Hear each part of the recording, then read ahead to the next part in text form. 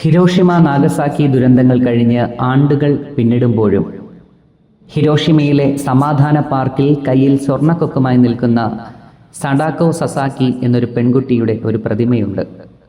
ഈ പ്രതിമയുടെ താഴെ ഇപ്രകാരം ആലേഖനം ചെയ്തിട്ടുണ്ട്: this is our cry, this is our prayer, peace in the world.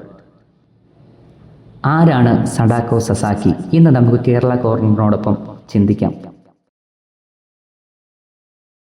ആണവ ഭീകരതയിൽ പൊലിഞ്ഞുപോയ അനവധി ബാല്യങ്ങളുടെ പ്രതീകമാണ് ഈ സഡാക്കോ.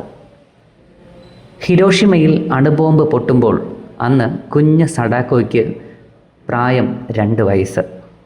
രാജ്യമറിയുന്ന മികച്ച ഓട്ടക്കാരിയാകണമെന്നായിരുന്നു ഈ സഡാക്കോയുടെയും ആഗ്രഹം.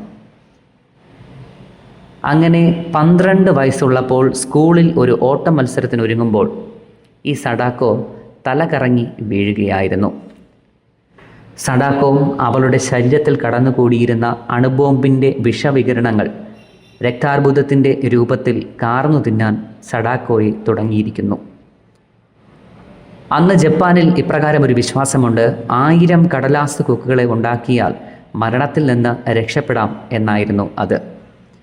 അങ്ങനെ ഈ പാപം സഡാക്കോയും തൻ്റെ മരണക്കിടക്കയിൽ കിടന്നുകൊണ്ട് കടലാസ് കൊക്കുകളെ ഉണ്ടാക്കുവാനായി തുടങ്ങി.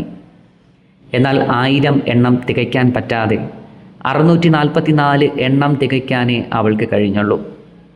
അവസാനം സ്വപ്നങ്ങളോട് വിട പറഞ്ഞ് സഡാക്കോ സസാക്കി യാത്രയായി. തീരാ നൊമ്പരമായി സഡാക്കോ ഇന്നും മനുഷ്യ മനസ്സുകളിൽ ജീവിക്കുന്നു.